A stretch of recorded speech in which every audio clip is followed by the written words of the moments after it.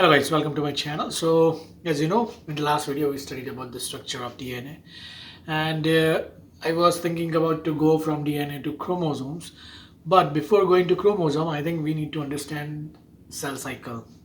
So I will try to relate with the chromosome. So first we'll understand the cell cycle and then we'll go to the structure of chromosomes and other things, right? So for the cell cycle, as we know, a cell reproduces. How the cell reproduces? By carrying out an orderly sequence of events in which what happens in the events in which it duplicates. The cell duplicates its contents and then it divides into two.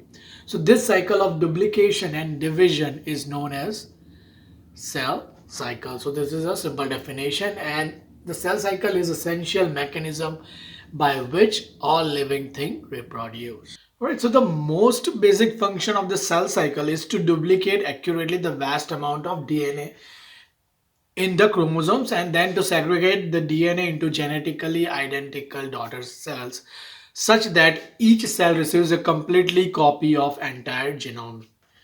Alright, so just a simple thing. So for example, this is a cell, right?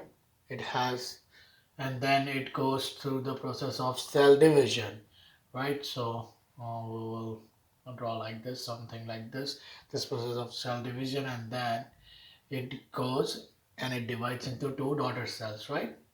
So for example, this is one daughter cell, this is another daughter cell, and the process goes on. So this is a kind of a cell cycle, right? So the first phase, so this part is chromosome segregation. For from this to this, like it segregate the chromosome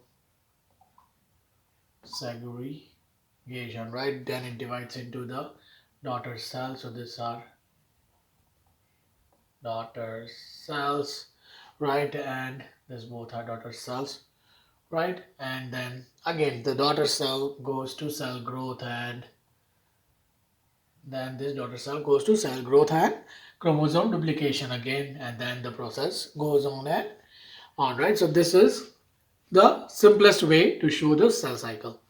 So in most cases, like it's not only the DNA duplication or chromosome, right? So in most cases, cell also duplicates its other macromolecules and organelles and doubles in the size before it divides, right? Before it divides. And then each time a cell split, it would get. So why the cell does like this? So every time the cell divides into two, it also duplicates the macromolecules and other organelles. Otherwise, if it does not do that, so what happens? It just keep going, just do the DNA and the chromosome, right? But the other material, where the other material grows, right? So it will, what it will happen, this each time the cell divides, it would get smaller and smaller in size, and thus to maintain their size, dividing cells coordinate their growth with their division. So this is the reason, right? And the duration of cell cycle varies greatly from one cell type to another. In an early frog embryo, for example, cell divides every 30 minutes, whereas a mammalian fibroblast in culture divides about once a day. So these are some of the timeline for the cell division. So the cell cycle usually include four phases. It usually include four phases, but I will write it down here. But there are, if you see in the microscope, there are two most dramatic events, two events you can see in the cell cycle. Right, I will write it down in the cell cycle. So which two events you will see? So where the first event, when the nucleus divides, right? So the first event is when the nucleus divides, and that is called, that process is called mitosis, right? So this is the first one.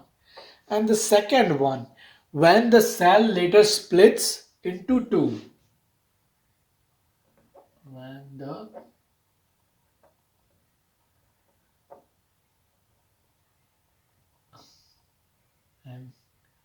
to 2. And this process is called cytokinesis. Cytokinesis. And this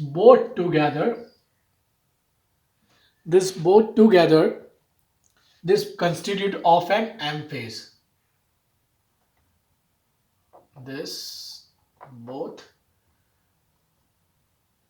processes constitute of M phase. So there are actually 4 phases in cell cycle, and these two events together constitute the M phase of the cycle, right? And in typical mammalian cell, the whole of the M phase takes about an hour, which is only a small fraction of the total cell cycle time, right? So, and the period after the M phase, or the period between the one that is M phase and the next one, is called actually an interphase. So for example, so I will draw here, maybe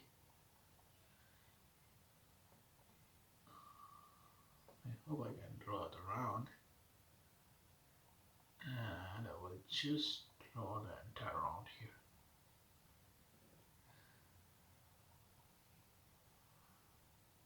Oops.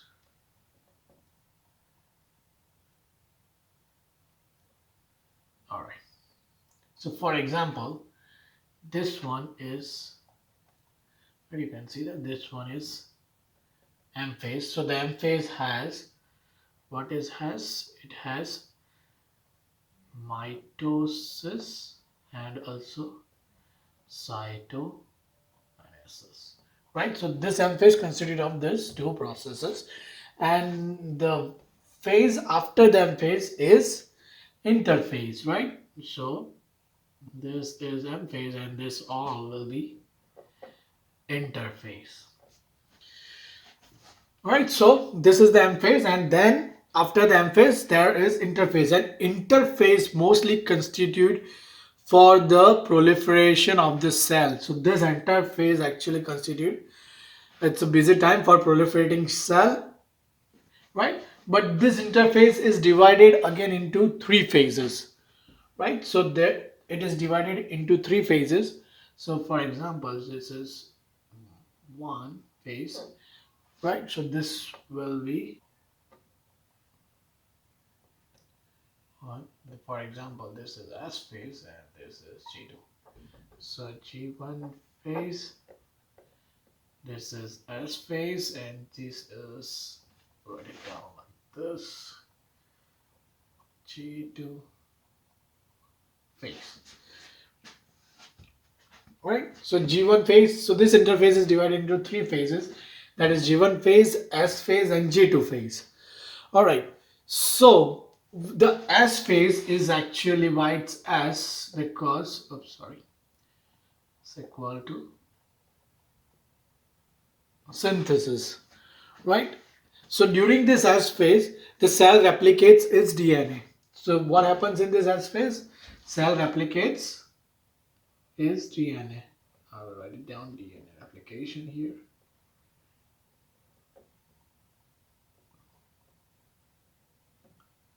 DNA replication, right? So this S phase is actually flanked between the 2 phases, G1 and G2, right? So in this G1 and G2, what happens? The cell continues to grow, right? So in this G1 and G2, the cell continues to grow, and during this gap phases, so G is for the gap phase, right? So G gap 1 and gap 2. So during this gap phases, the cell monitors both. So what the cell do during this G1 and G2, the cell monitors its external environment and then internal environment, and this monitoring ensures that the cell is prepared to move for the next phase, right? Like if the cell is suitable for the reproduction, right, and then the preparation are complete before the cell commits for the S phase, right, which follows the G1, and then after S phase the G2, that follows the mitosis. So at particular point in G1 and G2, the cell decides whether to proceed to the next phase or pause to allow more time to prepare. So this entire cell cycle is like a machinery, right? So this machinery is, for example, making candies, right? For example, so like here the the dough mixture is added, right? Here then maybe it is make in the shape of a candy or something like that. Here the chocolates are added, right? And here it's wrapped, right? And then it goes out. Some kind of a machinery. So like if in any of this machinery, if something fails, so the production will be halted, right? So the cell cycle is a kind of a machinery or a factory. And during all of the interphase, a cell generally continues to transcribe genes, synthesize protein, and grow in mass. So these are all the processes that are done during this interphase, right? And together with S phase, that is the synthesis phase, and the G1 and G2, that provides the time needed for the cell to grow and duplicates its cytoplasmic organelles. Right, so this is the feature of cell cycle. But the question arises, like this cell cycle, what happens if something is damaged in between the cell cycle? So if it still goes producing, like in the further stage, for example, if something is wrong in the G1 phase, so the cell goes to the S phase, G2 phase, still no, it does not go. Why? So to ensure that they replicate all their DNA and organelles, right, and divide in an orderly manner, eukaryotic cell possesses a complex network of regulatory proteins that is known as cell control system. So what is a cell control system? Right, and this cell control system regulates that all the DNAs are replicated and organelles and divide in an orderly manner, right? And this is a complex network of regulatory protein. So this is a complex network of regulatory protein. Right, so in the cell, there is a cell control system. So what does cell control system do? So this system guarantees that the event of cell cycle, such as DNA replication, mitosis, and cell growth, and so on, occurs in a set sequence, right? So this system manages that all those events happens in a sequence, and then each process has been completed before the next one begins. So it's same like working in some kind of industry or factory, right? So the product is first made in a factory, then some testing will be done, then the audit will be done, and if everything is perfect, then only it goes to the customer, right? So the product is prepared, the test will be done, and like, so oh, there's something wrong in this, so they will halt the production, change the ingredients or whatever it's needed, right? So it's something similar kind of thing is going in on our cell cycle as well. So this cell cycle, every time the cell divides, so this cell control system is like an audit for this thing. So this makes sure like G1 is completed perfectly before the S phase begin, G2 is completed before the mitosis and the cytokinesis begin, right?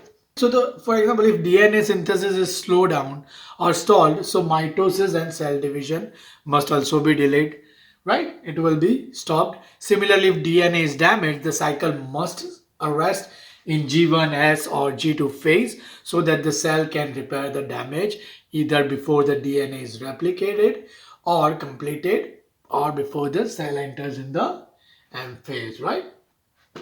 So the cell cycle control system achieves all of this by employing molecular brakes. So how it does?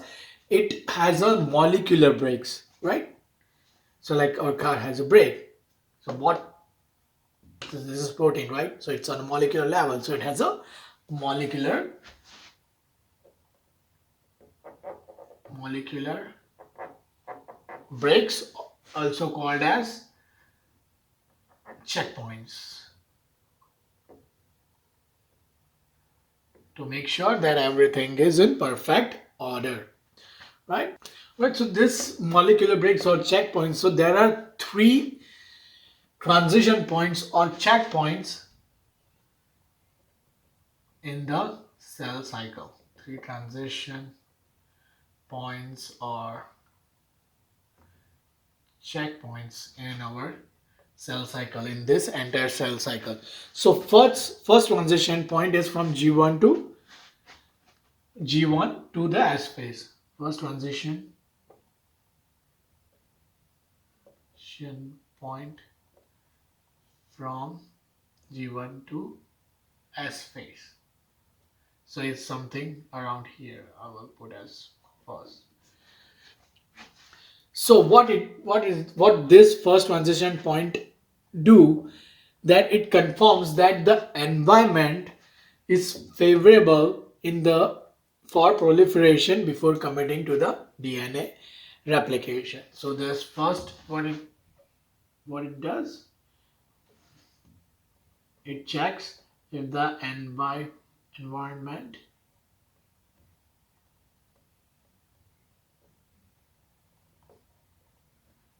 is favorable before going to the S phase for the proliferation of the cell and before committing to the DNA replication, right? Why? Because the cell proliferation in animals requires both sufficient nutrients and specific signal molecules. This is why it needs to check that the environment is favorable or not, because in the extracellular environment, if this extracellular conditions are unfavorable, cells can delay progress through G1 and may even enter a specialized resting state as well, right? So if there is something wrong, the environment is not favorable, it can just go into a resting phase called as a G0 phase, right? So so this was the first phase, and this is how it's maintained and check like what's going on from G1 to S phase. So the second phase or second transition point is from G2 to M phase. So it goes from G2 to M phase. All right, I will directly write G2 to M phase. So this is our separate. So this is G2 to M phase. So the control system confirms that the DNA is undamaged and fully replicated. So the second one, I'll put second here. So it's in the G2 to M phase. Right, and here the control system verifies that the DNA is undamaged and fully replicated, ensuring that the cell does not enter mitosis unless its DNA is intact. If the DNA is damaged, it does not go to the M phase and the mitosis does not happen. And finally, the third transition point is here during the mitosis, kind of here during the mitosis, the cell cycle, we'll just put during mitosis here. The third transition point is during the mitosis, and here the cell cycle control machinery ensure that the duplicated chromosome, as the cell is starting to divide, the duplicated chromosomes are properly attached to a cytoskeletal machine called mitotic spindle, right? So before it is divided, actually the chromosome are attached to a mitotic spindle. So it makes sure that it is completely attached before the spindle pulls the chromosome apart and segregate into the two daughter cells, right? Should I write it down? All right, so during the mitosis, so this what happens in this third stage, the cell cycle control machinery ensures, so it ensures that the duplicated chromosome is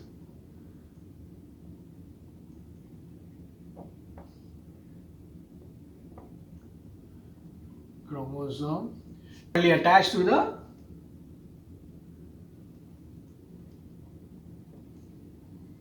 attach to the cytoskeletal machinery, because to the machinery, and it's called as mitotic spindle, right?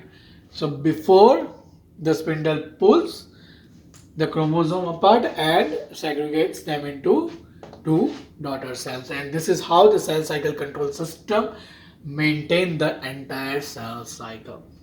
Well, so there are different signals as well, like signals from other cells stimulate cell proliferation when more cells are needed and block it when they are not needed. So the cell cycle control system therefore plays a very important role or a central part in the regulation of cell numbers in the tissues of the body. But if the control system malfunctions such that cell division is excessive, cancer can result. Right guys, so that was cell cycle. So there is much more to the story though. So, and we see the cell cycle control system, but like what kind of protein the cell cycle control system has and how it stops the process of the cell cycle and or activate the process of the cell cycle. We'll see all of this in the second part of this video. Alright guys, thank you guys for watching, and don't forget to subscribe the channel.